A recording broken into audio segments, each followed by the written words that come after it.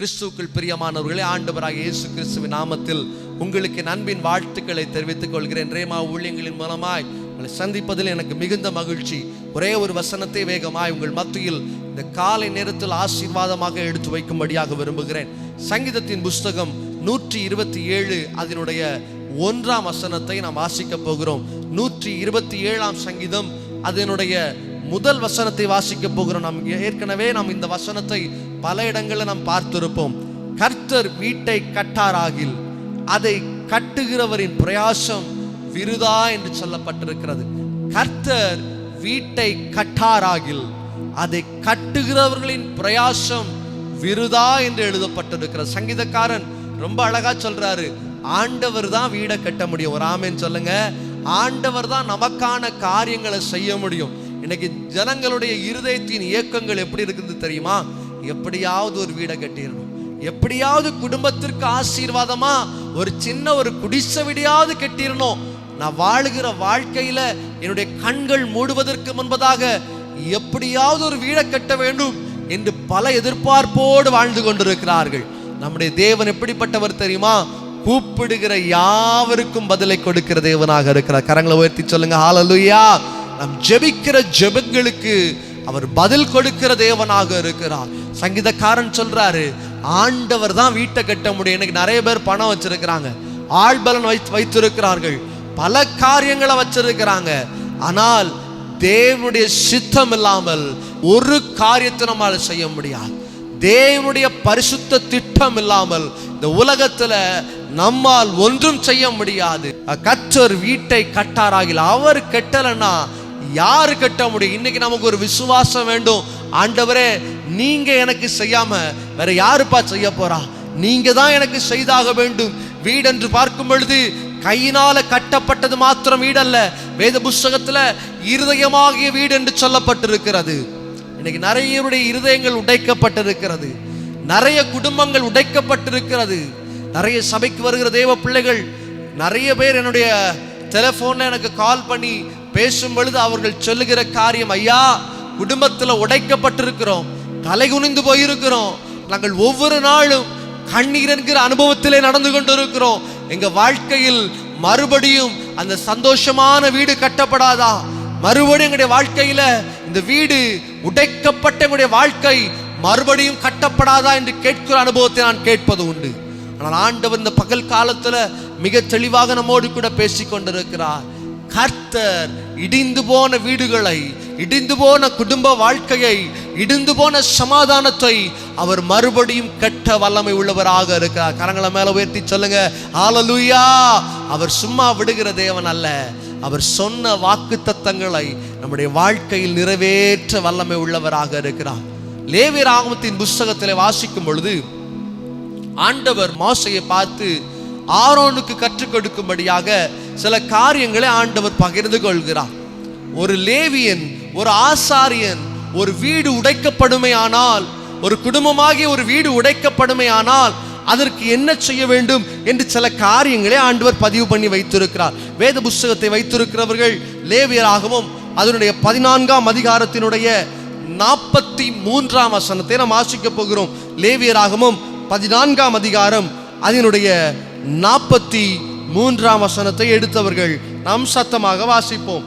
அதில் எழுதப்பட்டிருக்கிறது, கல்லுகளை பெயர்த்து வீட்டை செதுக்கி நவமாய் பூசின பின்பும் அந்த தோஷம் வீட்டில் வந்தாலான. நல்ல கவனிங்க, ஆசாரியனிடத்துல ஆண்டவர் ஒரு காரியத்தை சொல்லுகிறார்.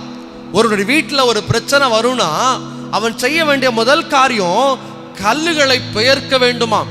இரண்டாவது சொல்லுகிறார் வீட்டை செதுக்க வேண்டுமாம். மூன்றாவது ஒரு காரியத்தை சொல்லுகிறார், நவமாய் பூச வேண்டுமாம். அதாவது இன்னைக்கு ஒரு பிரச்சனை வந்த உடனே இன்னைக்கு தேவ பிள்ளைகள், வேற யாரையும் நான் தனியா மென்ஷன் பண்ணி சொல்லல, ஆனா சிலரை சொல்றேன், அவங்க செய்யற ஒரு காரியம் வாஸ்து சரி இல்லை அப்படிம்பாங்க. இன்னைக்கு குடும்பத்துல கொஞ்சம் பிரச்சனை வந்துட்டு அப்படின்னா, ஒரு வியாதி வந்துட்டு அப்படின்னா வீடு கட்டியிருப்பாங்க, கட்டினதுக்கு பிறகு சொல்லுவாங்க, ஒரு சின்ன வியாதி வந்தோடனே, ஐயா வாஸ்து பிரச்சனை, அதனாலதான் எங்க வாழ்க்கையில இந்த பிரச்சனை வருது, அதனாலதான் எங்க வாழ்க்கையில என்ன வருது, இந்த வியாதி வருது, அதனால என்ன பண்ண போறோம், இந்த கல்லெல்லாம் இடிச்சு, இந்த கோபுரம் லெஃப்ட் சைட்ல இருக்குது, அங்க இருக்கக்கூடாது, இது ரைட் சைட்ல தான் மாற்றணும். ஏன்னா கன்னி மூலம் அங்கதான் இருக்குது. நல்லதுதான், எல்லாமே மாற்றி வைக்கிறது நல்லதுதான். ஆனா தெய்வ மகிமை இல்லாம, தெய்வ பிரசனம் இல்லாம எந்த வாஸ்து சாஸ்திரத்தின் படியும் நம்முடைய வீடை கெட்டுவோம்னா அந்த வீடு சீர்குலைந்து போயிடும். ஆண்டவர் சொல்றாரு, இப்படி கட்டப்பட்டிருக்கிறீங்களா? இப்படி கட்டப்பட்ட வீடு ஒரு நாளும் நிலைத்திருக்க மாட்டதனால் வசனத்தின் மேல எந்த வீடு கட்டப்பட்டிருக்கிறதோ அதை தான் ஆண்டவர் சொல்றார் ஆசீர்வாதமாக மாற்றுமே. இந்த ஃபவுண்டேஷன் இஸ் வெரி இம்பார்ட்டன்ட். வீட்டு கட்டுறவங்களுக்கு தெரியும், வீடை கட்டினவங்களுக்கு தெரியும். அதாவது ஒரு பழமொழி சொல்லுவாங்க, வீட்டை கட்டி பாரு கல்யாணத்தை நடத்தி பாருமாங்க.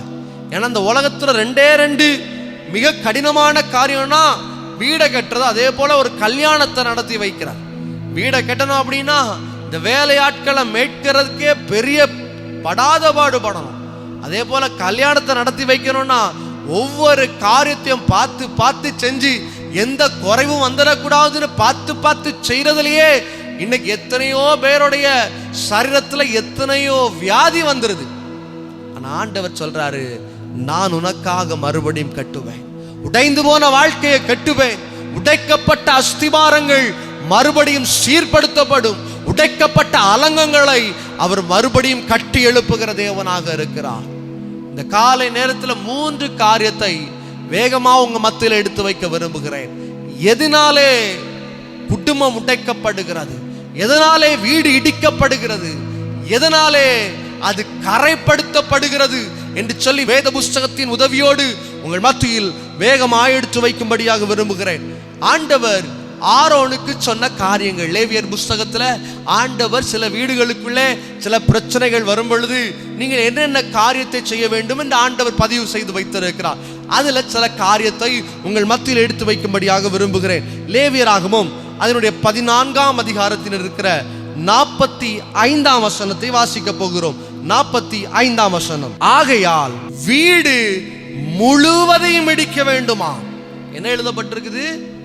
வீடு முழுவதும் இடிக்கப்பட வேண்டுமா?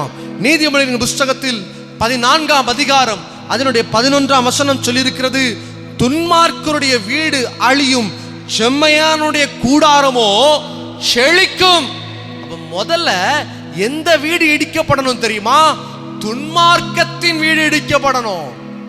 இன்னைக்கு துன்மார்க்கத்தினால எத்தனையோ குடும்ப வாழ்க்கை உடைக்கப்பட்டு கொண்டிருக்கிறது. துன்மார்க்கத்தின் வாழ்க்கையினால எத்தனையோ குடும்ப வாழ்க்கை, எத்தனையோ தேவனை ஆராதிக்கிற பிள்ளைகளுடைய வாழ்க்கை உடைந்து கொண்டிருக்கிறது. ஆனால் ஆண்டவர் இந்த காலை நேரத்தில் சொல்லுகிறார், யாரு நீதியோடு வாழுகிறார்களோ அவருடைய வீட்டை ஆண்டவர் கட்டுவாரா.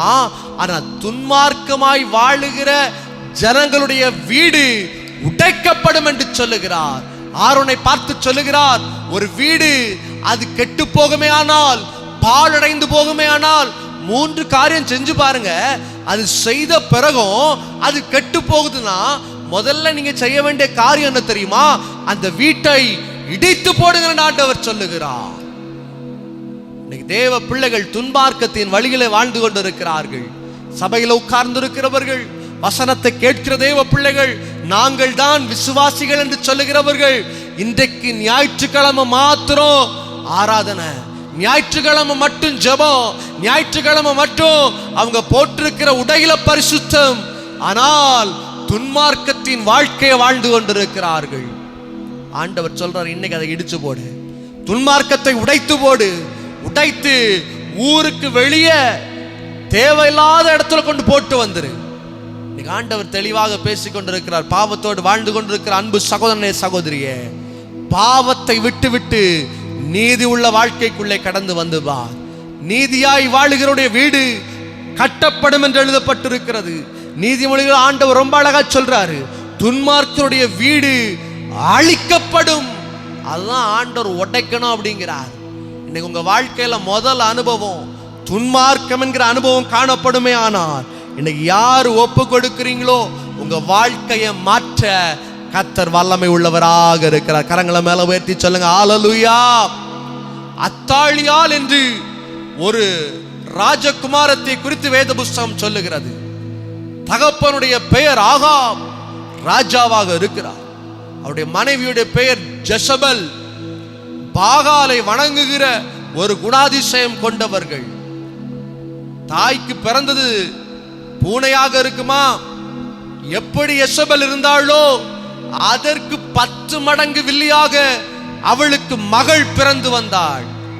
ஒரு பழமொழி சொல்லுவாங்க, அப்பா 8 அடி பாய்ந்தா பிள்ளை எத்தனை அடி பாய்வான்? 16 அடி பாய்வான். ஜெசபல் பாகாலை வணங்கினவள். அவளுக்கு ஒரு மகள் பிறந்தாள். அவளுடைய பேர் அத்தாலியா. யூத நாட்டில் இருக்கிற யெரோபாம் என்கிற ஒரு ராஜாவை திருமணம் செய்கிறார். அவளுக்கு ஒரு மகன் பிறக்கிறான். அவருடைய பெயர் அகசியா. அகசியா பிறந்து வளரும் பொழுது அவன் மரித்து போகிறான். மரித்து போன உடனே இவளுக்கு பயங்கர கோபம் வருது. அத்தாலியாளுக்கு பயங்கர கோபம். எதனாலுடைய மகன் சாக வேண்டும்? பாகால ஆராதிக்கிறவரை ஆண்டவர் சும்மா விட்டுருவாரா? ஆண்டவர் எத்தனையோ முறை மனம் திரும்பும்படியாக சந்தர்ப்பத்தை கொடுத்திருப்பார். ஆனால் இந்த அத்தாலியாளோ தேவன் பிரியப்படாத, தேவன் விரும்பாத துன்மார்க்கமான வழிகளில் வாழ ஆரம்பித்தாள். ஆண்டவர் சும்மா விட்டுருவாரா? வீடை உடைக்க ஆரம்பிச்சாரு, குடும்பத்தை உடைக்க ஆரம்பித்தார். இன்னைக்கு கெட்டிட்டே இருக்கிறோம், மாடி பில்டிங் மேல போயிட்டே இருக்குது. ஆனா வாழ்க்கையில ஆசீர்வாதத்தை பார்க்க முடியல. இன்னைக்கு சொல்றாங்க, என் பிள்ளை அங்க இருக்கிறான் இங்க இருக்கிறான், ஆனா குடும்பத்துல சமாதானம் இல்ல. இன்னைக்கு எனக்கு இத்தனை ஏக்கர் இருக்குது, அத்தனை வீடு இருக்குது, ஆனா சமாதானம் இல்லையே. காரணம் என்ன தெரியுமா? துன்மார்க்கம். துன்மார்க்கத்தோடு வாழுகிற ஒவ்வொருவருக்கும் ஆண்டவர் பேசுகிறார், உடைத்து விடு, பாளையத்துக்கு வெளியே கொண்டு போயிரு, துன்மார்க்கத்தை உன் இருதயத்தில் வைக்காத, துன்மார்க்க வாழ்க்கையோடு வாழாத என்று ஆண்டவர் சொல்லி கொண்டிருக்கிறார்.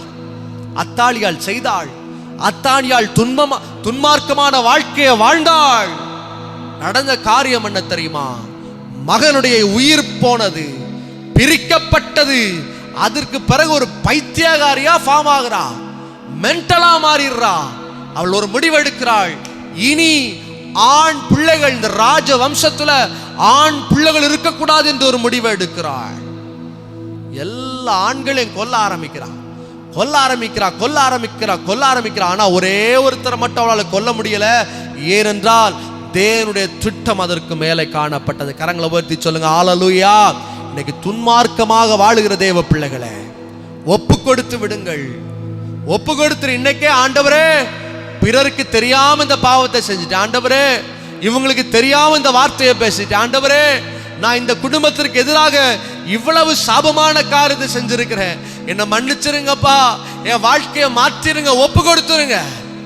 ஒப்பு கொடுக்கலன்னு வச்சுக்கோங்களேன், தேவ சாபம் நம்ம தலைமையில இருக்குது. தேவன் பார்த்து கொண்டே இருக்கிறார். அத்தாலியாவை பார்த்து கொண்டே இருந்தாள். அவர் சாதாரண அத்தாலியால் ஒரு சாதாரண மனுஷி அல்ல, அவள் தான் அந்த நாட்டை ஆளுகிற ராணியாக இருந்தாள். எல்லாரும் இறந்து போறாங்க, எல்லாரையும் கொல்றா. ஆனா தன்னுடைய மருமகள் ஒரே ஒரு காரியத்தை செய்கிறாள். அந்த ஒரே ஒரு ஜோஷ் என்கிற தன்னுடைய குமாரனை பத்திரப்படுத்துகிறாள். எத்தனை வருஷம் தெரியுமா? 7 வருஷம் பத்திரப்படுத்துகிறாள். 7 வருஷம் கழிச்சு அவனை ஆசாரியனிடத்தில் கொண்டு வந்து ஒரு மிகப்பெரிய ஒரு காரியத்தை அனௌன்ஸ் பண்றா. இவர்தான் அடுத்த ராஜா என்று அனௌன்ஸ்மெண்ட் பண்ணுகிறார். அத்தாலியால் செய்த பாவத்தின் நிமித்தமாக, அவள் செய்த துரோகத்தின் நிமித்தமாக நடந்த காரியம் என்ன தெரியுமா? அத்தாலியாவை அந்த குதிரைகள் வருகிற இடத்துல கட்டி போட்டு, அந்த குதிரைகள் வருகிற இடத்துல அவளை கொன்று போட்டார்கள், பட்டயத்தால் கொன்று போட்டார்கள் என்று எழுதப்பட்டிருக்கிறது. துன்மார்க்கருடைய வீடு அழியும். இன்னைக்கு ஆண்டவர் சொல்றார் இஸ்ரவேல் ஜனங்களுக்கு, ஆரோன் மூலமாய் ஆண்டவர் சொல்லுகிற ஒரு வார்த்தை, ஒருடைய வீட்டில் ஒரு குறைவு இருக்குன்னா கொஞ்சம் ஆல்டர் பண்ணி பாருங்க, அதுவும் சரியாகலையா இடிச்சு போட்டுரு. ஏன்னா காரணம் துன்மார்க்கம் இருக்கிறது. இன்னைக்கு வீட்டில் துன்மார்க்கம், வாழ்க்கையில துன்மார்க்கம், இருக்கிற இடத்துல துன்மார்க்கம், வெளியே பார்த்தா மட்டும் வெளிவேஷம். ஆண்டவர் தெளிவாக சொல்லுகிற ஒரு காரியம், தேவ பிள்ளைகளே, இன்னைக்கு யாரு தேவ சமூகத்தில் ஆண்டவரே நான் ஒரு அத்தாளியாளாக இராமல் உம்மை நேசிக்கிற ஒரு பிள்ளையாக, ஒரு நீதிமானாக வாழ விரும்புகிறேன், உமக்கு பிரியமுள்ள வாழ்க்கையை வாழ விரும்புகிறேன், என் குடும்பத்தை மறுபடியும் கட்டுங்கப்பா, உடைக்கப்பட்ட வாழ்க்கையை மறுபடியும் கட்டுங்க ராஜா, உடைந்து போன பிள்ளைகளுடைய வாழ்க்கையை மறுபடியும் உயர்த்துங்க ராஜா. கேட்டு பாருங்கள், நிச்சயமாய் கர்த்தர் உங்களை உயர்த்துவார், மறுபடியும் உங்களை கட்டுவார். சங்கீதக்காரன் சொல்லுகிறது போல, கர்த்தர் வீட்டை கட்டாராகில் யார் உங்க வாழ்க்கையை கட்ட முடியும்? He was ready to build your house again. மறுபடியும் உங்க வாழ்க்கையை அவர் கட்ட அவர் வாஞ்சையாக இருக்கிறார். நீங்க செய்ய வேண்டிய காரியம், பாளையத்துக்கு வெளியே, ஆண்டவரே புறம்பான இடத்துல என் வாழ்க்கையை உடைக்கிறேன்ப்பா, துன்மார்க்கமான வாழ்க்கையை உடைத்து போடுறேன் ராஜா சொல்லி பார்க்கிறோடைய வாழ்க்கையில கர்த்தர் உயர்வை கொடுப்பார். நிச்சயமாக கர்த்தர் உங்களை ஆசீர்வதித்து அவர் மேன்மைப்படுத்துகிற தேவனாக இருக்கிறார். கரங்களை உயர்த்தி சொல்லுங்களேன், ஹல்லேலூயா. வேகமாக அடுத்த காரியத்திற்கு நேராக நான் கடந்து சொல்லும்படியாக விரும்புகிறேன். அதே வசனத்தை லேவியராகமம் அதனுடைய 14ஆம் வசனம் 45ஆம் வசனத்தை வாசிக்க கேட்போம். ஆகையால் வீடு முழுவதையும் இடித்து அதன் கல்லுகளை என்ன பண்ணணும்? வெளியே தூக்கி போடணுமா? இந்த ஃபர்ஸ்ட் எக்ஸ்பீரியன்ஸ் பார்த்துட்டோம், வீடு. ரெண்டாவது என்னது? கீழே இருக்கிற ஃபவுண்டேஷன். வேத புஸ்தகத்திலே வாசிக்கும் பொழுது ஒரு காரியத்தை நாம் பார்க்கிறோம். வேத பாதகரும் பரிசேயரும் என்ன பண்றாங்கன்னா, இயேசுவின் இடத்திலே வராங்க. வந்து சொல்றாங்க, ஐயா, இவள் விபச்சாரம் செய்திருக்கிறாள், இவள் வேசித்தனம் செய்திருக்கிறாள், இவளை கல்லெறியட்டும் என்று கேட்கிறார்கள். அப்பொழுது இயேசு கிறிஸ்து ஒரு வார்த்தையை, ரொம்ப அழகான ஒரு ஸ்டேட்மெண்ட், இந்த உலகத்துல இப்போ இருக்கிறதுல ரொம்ப அழகான ஒரு ஸ்டேட்மெண்ட் என்ன தெரியுமா? இயேசு கிறிஸ்து ரொம்ப அழகா சொல்லி இருக்கிறாங்க. என்ன சொல்லி இருக்கிறாங்க அப்படின்னா, உங்களில் ஒருவன் பரிசுத்தமாக இருந்தா, தப்பே செய்யலன்னு சொன்னா அவங்க என்ன பண்ணுங்க? முதல்ல கல்லறிங்க அப்படிங்கிறார். பார்த்தவன் அமைதியா நிக்கிறான். இவ்வளவு நேரமும் சொல்றான், இவள் எப்படிப்பட்டவள்? விபச்சாரி. இப்போ இவ்வளவு நேரம் சொல்றான், இவன் யாரு? வேசி அப்படிங்கிறான். ஆனால் ஆண்டவர் ஒரே ஒரு வார்த்தை சொல்றாரு, நீ பரிசுத்தமாய் இருப்பாயானால், if you are perfect, நீ உண்மையா இருக்கிறியா, நீ நீதிமானா இருக்கிறியா, இப்போ நீ என்ன பண்ணு? கல்ல தூக்கி போடு, இல்லனா வாயை முடிச்சு போ அப்படிங்கிறார். இப்ப என்ன பண்றான்? எல்லாவனும் எப்படி வந்தானோ அப்படியே திரும்ப போயிட்டான். கல் என்பது எதை காட்டுகிறது தெரியுமா? மன்னிக்கிற இருதயத்தை காட்டுகிறது. கரங்களை உயர்த்தி சொல்லுங்க, ஹல்லேலூயா. அப்படிப்பட்ட வேசிக்கு ஆண்டவர் உதவி செய்வாரே. ஆனால் இந்த காலை நேரத்தில் கேட்கிற தேவ பிள்ளைகளுடைய வாழ்க்கையில எப்படிப்பட்ட பாவக்கரைகளாக இருக்கலாம், எப்படிப்பட்ட சாபக்கரைகளாக இருக்கலாம், ஆண்டவருடைய சமூகத்தில் ஆண்டவரே என்னை மன்னியும் என்று கேட்கும் பொழுது, யார் உனக்கு விரோதமாக எத்தனை குற்றச்சாட்டுகளை வைத்தாலும், யார் உனக்கு விரோதமாக எத்தனை காரியங்களை பேசினாலும், ஆண்டவர் உனக்காக வழக்காடுகிற தேவனாக இருக்கிறார். ஹல்லேலூயா. சத்தமா சொல்லுங்க, ஹல்லேலூயா. இரண்டாவது ஒரு அனுபவம், ஆண்டவர் ஆரோன் மூலமாய் இஸ்ரவேல் ஜனங்களுக்கு சொல்லுகிறார், அந்த கல்களை நீ என்ன பண்ணணும்? தூக்கி வெளியே போட்டு அப்படிங்கிறான். வேத பாதகரும் அங்க இருக்கிற ஜனங்கள்லாம் கல்களை கொண்டு வந்தாங்க. எதுக்கு கொண்டு வந்தாங்க? அந்த ஸ்திரீ மேல, அந்த வேசியின் மேல எறிவதற்காக. ஆனா வேசிக்க மேல கல்லு படல, எங்க எடுத்தாங்களோ அங்கேயே போட்டுட்டு போனாங்க. இன்னைக்கு ஆண்டவர் அதை தான் விரும்புறாரு. ஒருவேளை பல ஜனங்களுக்கு மேல நீங்க கல்லெறிறதுக்கு பார்த்துட்டு இருக்கலாம். பல ஜனங்களுக்கு மேல அவன் எனக்கு அதை செஞ்சுட்டான், நான் அவனை கொன்னு தீர்த்துருவேன். எனக்கு அவன் இந்த துரோகத்தை பண்ணிட்டான், அவனை ஒண்ணு இல்லை ஒண்ணு நான் பார்ப்பேன். அவன் எனக்கு இந்த காரியத்தை பண்ணிட்டான், அவனை நான் வாழ விடவே மாட்டேன். வைராக்கியம். ஆண்டவர் சொல்றாரு, நீ வைராக்கியப்படும் பொழுது ஆண்டவர் யுத்தம் செய்ய முடியாது. கோபம் வந்துச்சுன்னா ஆண்டவர் நீதியை பிறப்பிக்க முடியாது என்று நீதிமொழிகளை ஆண்டவர் மிக அழகாக சொல்லுகிறார். கோபம் இருக்குன்னா ஆண்டவர் நிச்சயமாக நீதியை பிறப்பிக்க முடியாது. ஆனால் யார் தன்னுடைய இருதயத்தை உடைத்த, ஆண்டவரே நான் மன்னிக்கிறேன்ப்பா, ஆண்டவரே நான் கல்லறியும்படியா வந்தேன், ஆனா அந்த கல்லை அதே இடத்துல போட்டு போயிடுறேன், தூரமான பாளையத்தின் வெளியே போட்டு போயிடுறேன், யாரையும் கல்லறிய நான் விருப்பப்படலப்பா, மனுஷங்களை மன்னிக்க விருப்பப்படுறேன், என் வாழ்க்கையில நீர் எனக்கு செய்த நன்மைகளாயிரும் ஒப்பு கொடுத்து பாருங்கள். ஆண்டவர் சொல்லுகிறார், மறுபடியும் வீடை கட்டுவேன். இன்னைக்கு ஏன் வீடு கட்ட முடியல தெரியுமா? எதனால குடும்பமாக வீடு ஆசீர்வாதமா மாற முடியல தெரியுமா? பொறாம, அடுத்தவனை எரிஞ்சிட்டு இருக்கிறோம். பக்கத்து வீட்டுக்காரங்களோட சண்டை, அவன் மேல கல் எறிஞ்சிட்டு இருக்கிறோம். சபையில வர விசுவாசிகள் மேல சண்டை, கல்லறிந்து கொண்டு இருக்கிறோம். ஆண்டவர் இந்த காலை நேரத்தில் ரொம்ப அழகா பேசி கொண்டிருக்கிறார். உனக்கு மேல தப்பு இருக்குதான்னு முதல்ல பாரு. எத்தனையோ தப்ப நம்ம செஞ்சிருக்கிறோம், எத்தனையோ தவறு, எத்தனையோ பாவமுள்ள வாழ்க்கை நம்ம வாழ்ந்து இருக்கிறோம். ஆனா ஆண்டவர் சொல்றார், நான் ஒன்னு ரட்சிச்சுக்கிறேன்ப்பா, உன்னை நான் பாதுகாத்திருக்கிறேனே, நீ கொஞ்சம் அவனை மன்னிச்சு பாரு, கொஞ்சம் வாழ்க்கையை விட்டு கொடுத்து போய் பாரு, கொஞ்சம் வாழ்க்கையில சமாதானமா போய் பாரு, கொஞ்சம் வாழ்க்கையில சிரிச்சுக்கிட்டே எல்லா காரியத்தும் நன்றி ஏசப்பான்னு சொல்லி பாரு.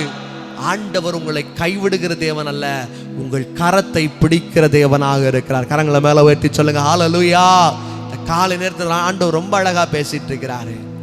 மன்னிக்கிற குணாதிசயம் ஆண்டவர் மன்னித்தார். அப்படிப்பட்ட வேசி கிட்ட வருமா ஆண்டவர் சொல்லியிருக்கலாம், கல்லெடுத்து தெரிஞ்சு அவளை கொல்லுங்கடா. ஆனா ஆண்டவர் சொல்றாரு, கல்லை இங்க ஏறி அதை தூக்கி வெளியே போட்டுரு, அவன் மேல கல்லு படக்கூடாது, வெளியே போட்டுரு, இது இந்த இடத்துல வரக்கூடாது, தூக்கி வெளியே போட்டுரு அப்படிங்கிறாரு. இன்னைக்கு ஆண்டவர் இதை தான் உங்க வாழ்க்கையில எதிர்பார்க்கிறார். இதே வாழ்க்கையை நீங்க வாழும் பொழுது எப்படிப்பட்ட சூழ்நிலையும் அவருக்கு முன்பதாக பனி போல மறைந்து போகும்.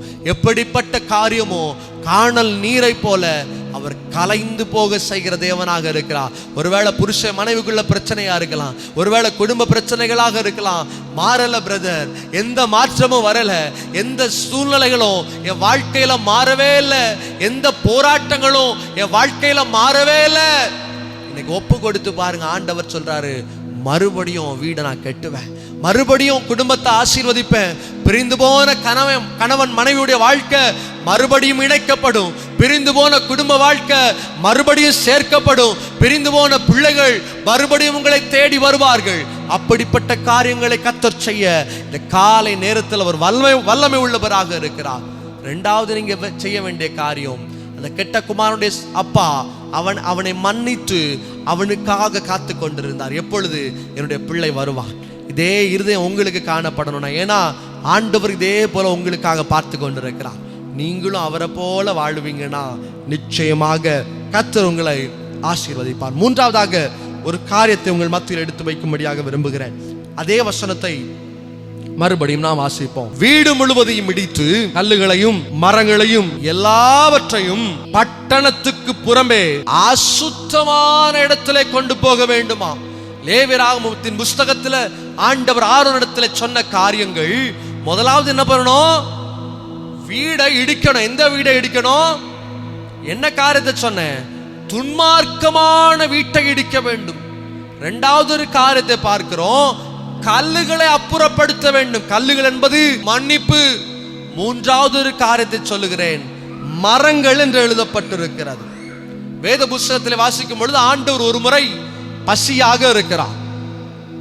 சீஷர்களோடு வரும் பொழுது ஒரு செழிப்பான மரம் இருக்குது. வெளியே பார்க்க எப்படி இருக்குது?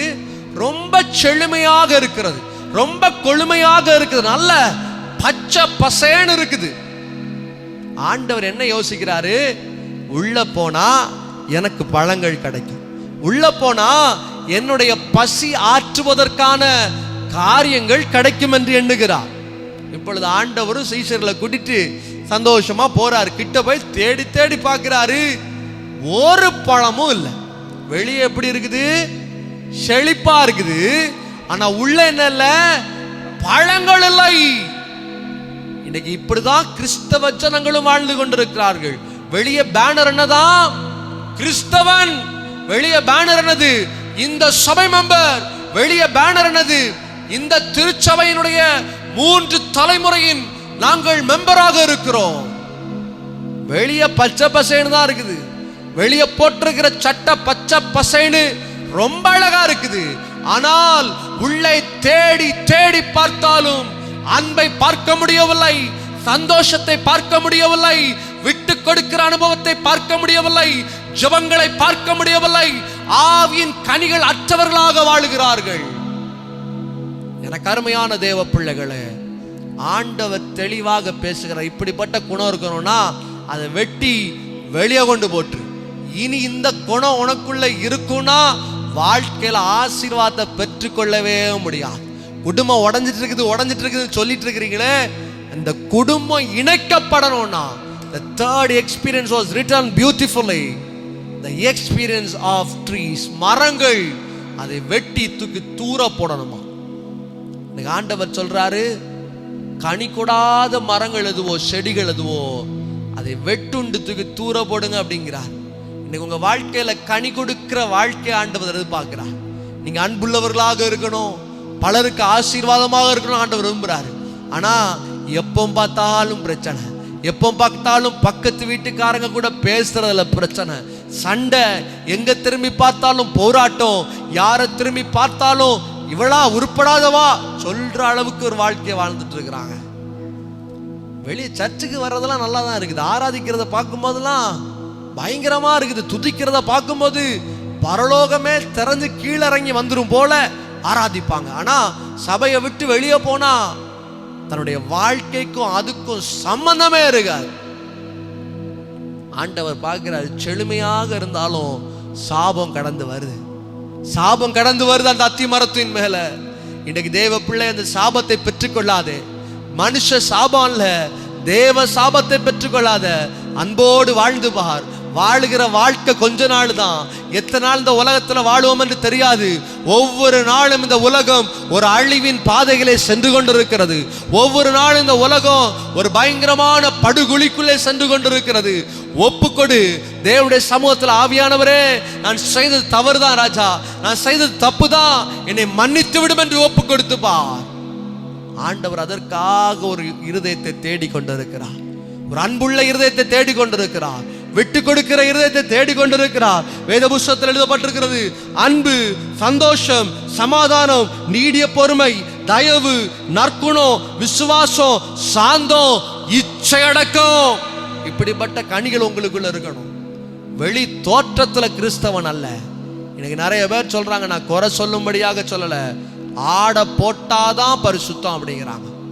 எனக்கு அப்படிப்பட்ட எத்தனையோ ஜனங்களை நான் பார்த்துட்டேன், அப்படிப்பட்ட எத்தனையோ பிள்ளைகளை நான் பார்த்துருக்கிறேன் என் வாழ்க்கையில.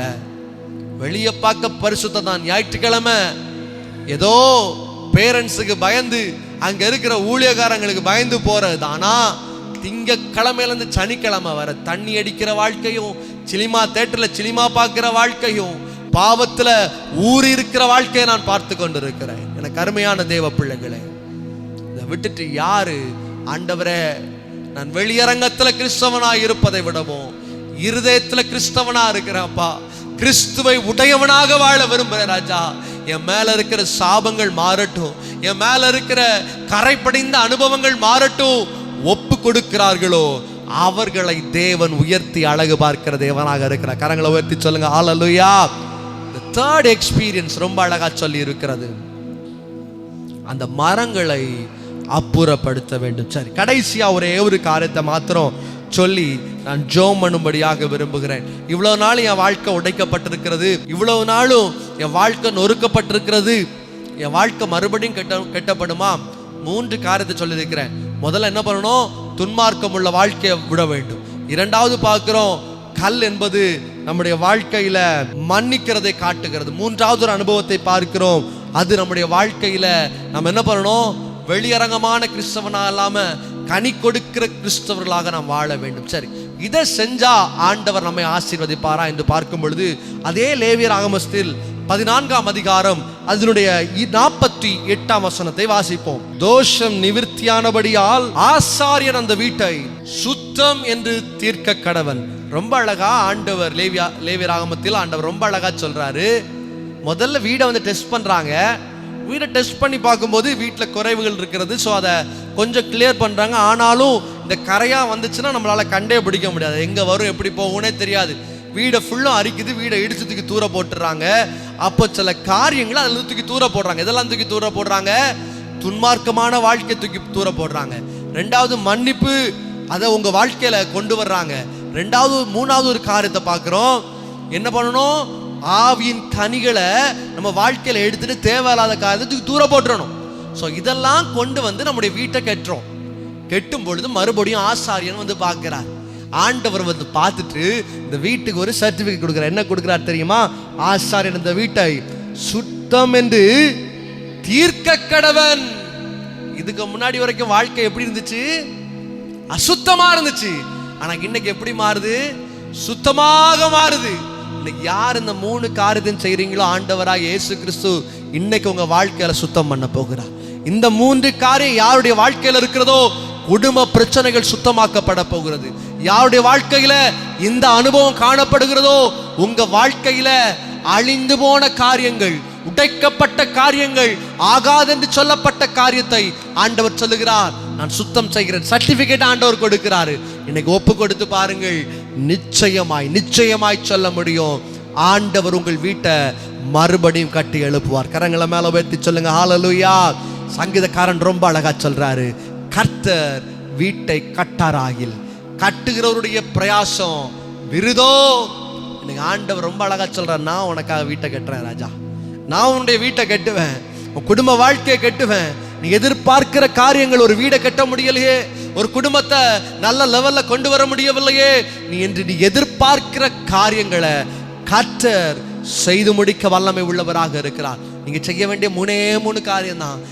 சாதாரணமான காரியம், துன்மார்க்கத்தின் அனுபவத்தை விட்டுருங்க, துன்மார்க்கத்தை விட்டுருங்க. மன்னிக்க முடியாம இதுவரைக்கும் வச்சிட்டு இருக்கிற காரியத்தை இன்னைக்கு மன்னிச்சிருங்க. ஆண்டவரே மன்னிச்சிடுறேன் அப்பா. 3வது பார்க்கிறோம், வெளிப்பிரகாரமான கிறிஸ்தவனாக இல்லாமல் தேவன் விரும்புகிற உண்மையான கிறிஸ்தவனாக வாழும் பொழுது ஆண்டவர் உங்களுக்கு கொடுக்கிற ஒரு சர்டிபிகேட், பரிசுத்தம் உண்டவன். இந்த வீடு சுத்தம் என்று ஆண்டவர் கொடுக்கிறார். நிச்சயமாக கர்த்தர் உங்களை ஆசீர்வதிப்பார். எல்லாரும் கண்களை மூடி